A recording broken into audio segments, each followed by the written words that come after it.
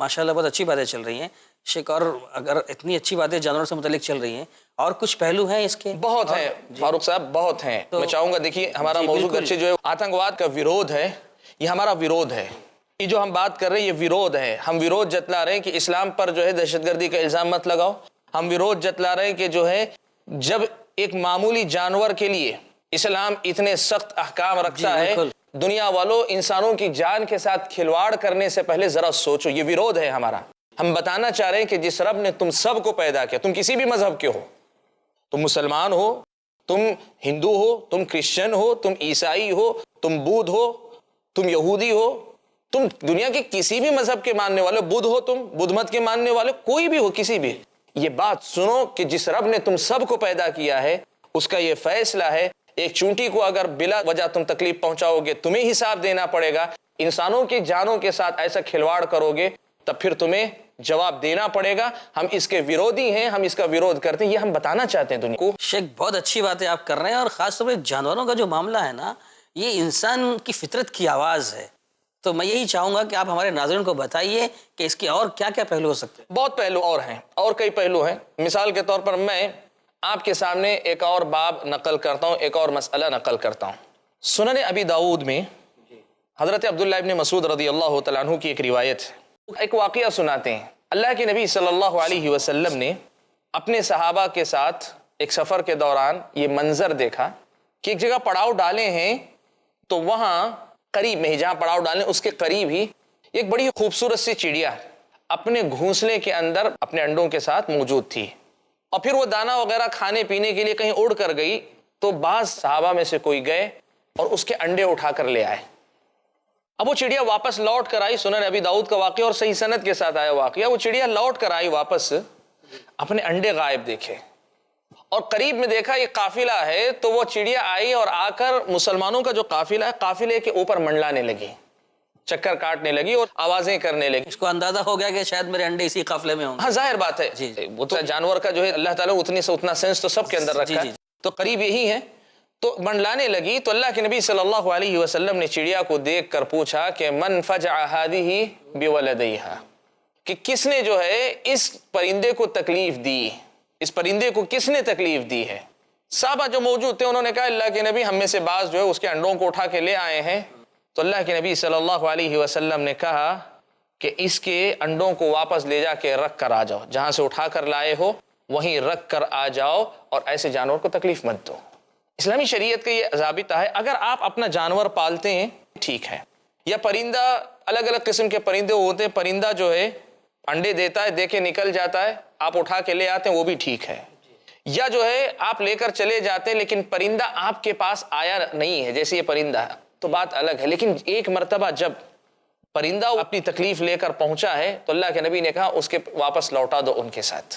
آپ دیکھیں جو ایک پرندے سے اس کے بچے یا اس کے انڈے چھیننے کی اجازت نہیں دیتا، جو اسلام ایک پرندے سے اس کے اپنے انڈے یا بچے چھیننے کی اجازت نہیں دیتا، کیا وہ اسلام والدین سے اپنے بچوں کو، بچوں کے سر سے جو ہے والدین کے سائے کو دہشت کے نام پر، آتنک کے نام پر چھیننے کی اجازت دے گا؟ ہرگز نہیں، میں اس سے اتفاق کرتا ہوں، بہت بڑی بات آپ نے کہی ہے، ہرگز ایسا ہم چاہتے ہیں دنیا یہ دیکھے، ہم بتانا چاہتے ہیں، میں نے جسے کہا نا کہ یہ ہم اسلام کی شکل بھی بتا رہے ہیں اور دنیا کو یہ بھی بتانا چاہ رہے ہیں کہ اسلام کو دیکھو، اسلام تمہارے اپنے اس آتنک کے مسئلے کا سب سے صحیح حل ہے، یہ ہم دنیا کو بتانا چاہ رہے ہیں، اور بتانا چاہ رہے ہیں کہ اسلام پر عمل کرنا حقیقت میں جو آتنک کا ویرودھ ہے، آتنک کا ساتھ نہیں ہے، یہ ہم لوگوں کے سامنے مسئلے کو واضح کرنا چاہتے ہیں۔ ہم آتنکوادی نہیں ہیں، آتنکواد سے ہمارا رشتہ نہیں ہے، آتنکواد لوگوں نے ہمارے نام سے جوڑا ہے لیکن ہم نہیں ہیں۔ لوگ کہہ رہے ہیں تو ان سے پوچھو کہ کیا انہوں نے جو ہے پوری باتیں دیکھی ہیں؟ کبھی کبھار ہوتا کیا ہے، لوگ اپنی آنکھوں سے دیکھتے ہیں لیکن منظر دھوکہ دے جاتا ہے، منظر دھوکہ دے جاتا ہے۔ میں ایک مثال دیتا ہوں آپ کو کہ بسا اوقات آدمی اپنی آنکھوں پر بھی بھروسہ نہ کرے، صرف اب میں نے دیکھا ہے یہ کہہ کر بھی آدمی جو الزام نہ لگائے۔ میں مثال دیتا ہوں، مثال آپ سمجھیے یوں کہ کوئی آدمی آتا ہے، کسی آدمی کو چاقو مار کے چلا جاتا ہے، اور مارنے والا مار کے چلا گیا، آپ آئے فاروق صاحب، گزر رہے تھے، دیکھا بیچارے کو چاقو لگا ہوا ہے، آپ گئے اور جا کے چاقو نکالا آپ نے اور اس کو جو ہے بچانا چاہ رہے ہیں۔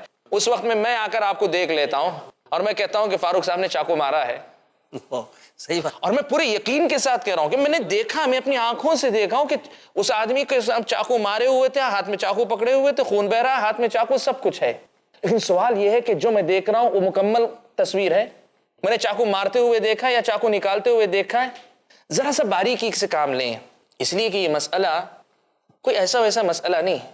آپ ایک دین کو بدنام کر رہے ہیں, آپ ایک قوم کو بدنام کر رہے ہیں, اور یہ قوم جس کی 1400 سال کم از کم تاریخ ہے اور روشن تاریخ ہے, اس تاریخ کو جو ہے آپ بدنام کر رہے ہیں. آپ اس معاشرے کے اتنے بڑے طبقے کے اوپر ایسا الزام لگا رہے ہیں جو الزام سراسر جھوٹ پر مبنی ہے. یہ وہ پہلو ہیں جو ہم دنیا کے سامنے لانا چاہتے ہیں, یہ ویرودھ ہے جو دنیا کے سامنے ہم جتلانا چاہتے ہیں. ہم بتانا چاہتے ہیں کہ دیکھو اسلام کیا ہے, اسلامی تعلیمات کیا ہیں, آؤ سمجھو دیکھو, یہ ہم دنیا والوں کو بتانا چاہتے ہیں.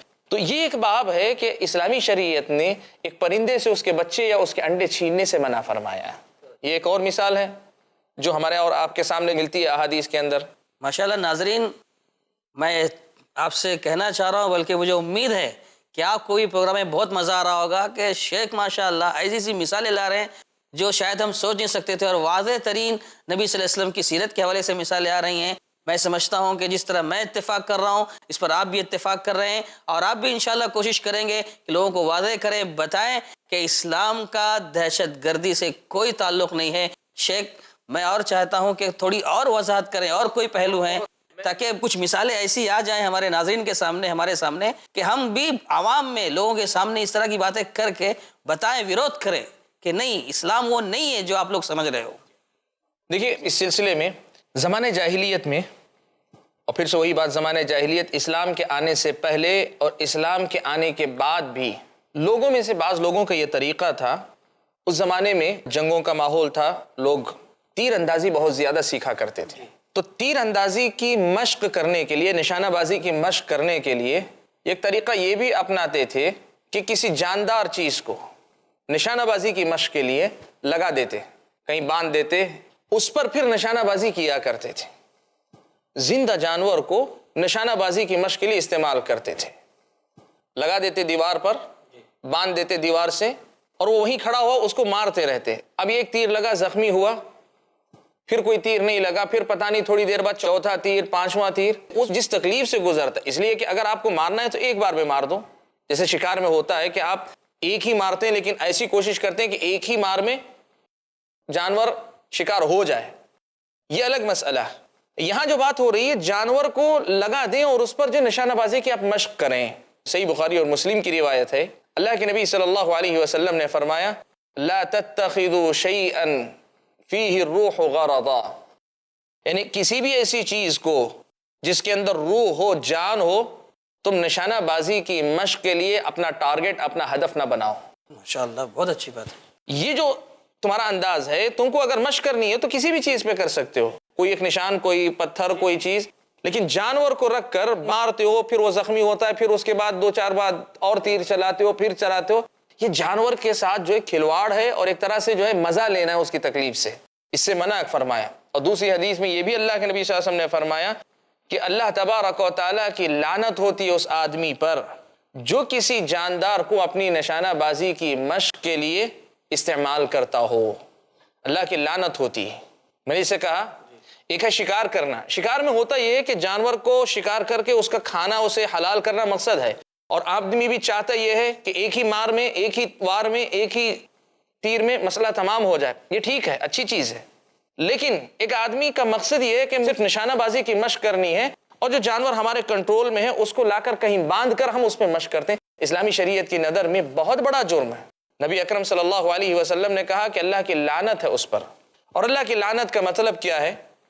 عربی زبان میں لعنت کا جو معنی ہے, شریعت اسلامیہ میں جو مراد ہے, وہ ہے اللہ تعالیٰ کی رحمت سے دور کر دیا جانا, اللہ تعالیٰ کی رحمت سے دور کیا جانا.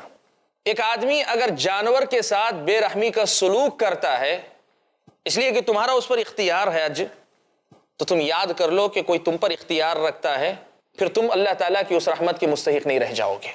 تم نے اس جانور کو رحم و کرم کا مستحق نہیں سمجھا جس لیے کہ وہ تمہارے کنٹرول میں ہے اور جیسے چاہے تم معاملہ کر رہے ہو, تب پھر تم یہ بھی سمجھ لو کہ تم پر جو اختیار رکھتا ہے وہ تمہیں جو ہے اپنی رحمت سے دور کر دے گا. تم اس کی رحمت سے محروم ہو جاؤ گے, تم اس کی رحمت سے دور چلے جاؤ گے, اس کی رحمت کے حقدار نہیں کہلاؤ گے. اسلامی شریعت کی نظر میں یہ جو معاملہ ہے کہ ایک جانور کے ساتھ اس قسم کے بے رحمی کا سلوک کرنا اسلامی شریعت کی نظر میں بہت بڑا معاملہ ہے اور بہت برا معاملہ ہے.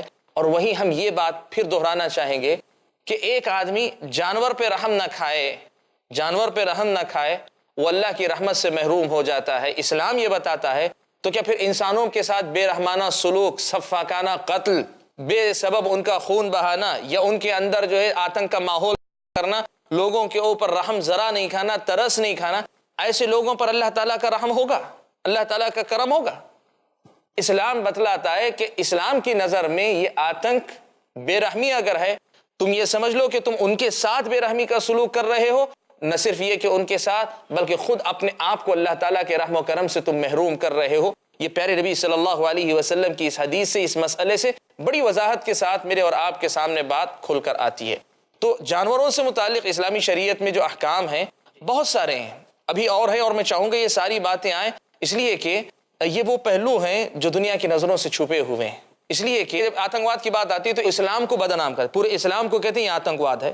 تو ہم بولنا چاہتے ہیں کہ اسی اسلام میں یہ پہلو بھی ہیں، یہ پہلو بھی ہیں، وہ پہلو بھی ہیں، تو پھر بتاؤ یہ آتنکواد کیسا ہے؟ یہ آتنکواد کیسا ہے؟ ان کو اس پر غور کریں، آپ اس کو بھی دیکھنے کی کوشش کریں، صرف ایک پہلو کو نہ لیں، سارے پہلوؤں کو سامنے رکھیں. ہم یہ کہنا چاہ رہے ہیں کہ جو ہے کسی چیز پر حکم لگانے کے لیے میں آپ کے متعلق رائے قائم کرنا چاہتا ہوں، آپ کے متعلق میں فیصلہ دینا چاہ رہا ہوں، آپ کیسے آدمی ہیں، تو مجھے سب چیزیں دیکھنی چاہیے. کوئی ایک پہلو دیکھ کر میں آپ پہ حکم لگاؤں گا، ہو سکتا ہے کہ وہ پہلو مجھے دیکھنے میں غلطی ہو رہی ہو، اس کے مقابلے میں آپ جو ہے پورے سرتاپا، پورے خیالات اچھے ہیں، پورا کردار اچھا ہے، ساری خوبیاں آپ کے اندر ہیں، تو میرا حکم غلط ہو سکتا ہے، حقیقت کے خلاف جا سکتا ہے. یہ ہمارا پیغام ہے ہمارے اپنے ناظرین کو، ہمارے اپنے سامعین کو اور ہمارے اپنے حضرات اور خواتین کو کہ وہ اسلام کو پڑھیں. جزاک اللہ شیخ، اللہ تعالیٰ آپ کو جزائے خیر دے. ماشاءاللہ جانور سے متعلق کافی اچھی اور بہترین باتیں آ رہی ہیں، لیکن وقت ختم ہو چکا ہے. انشاءاللہ ہم امید کرتے ہیں کہ اگلے ایپیسوڈ میں پھر ہم اسی موضوع پر بات کریں گے. ناظرین تب تک کے لیے آپ سے رخصت چاہتے ہیں. السلام علیکم ورحمۃ اللہ وبرکاتہ. من أجل ذلك كتبنا على بني إسرائيل أنه من قتل نفسا بغير نفس أو فساد في الأرض فكأنما قتل الناس جميعا ومن أحياها فكأنما أحيا الناس جميعا. سورہ انعام کی ان 3 آیتوں میں اللہ تبارک و تعالی نے اپنے بندوں کو 10 وصیتیں کی ہیں، اور وصیت کا مطلب یہ ہوتا ہے کہ کوئی شخص کسی کے اوپر یہ ذمہ داری ڈالے کہ جب فلاں موقع آئے تو اس موقع کے اوپر وہ فلاں طرز یا فلاں عمل اختیار کرے.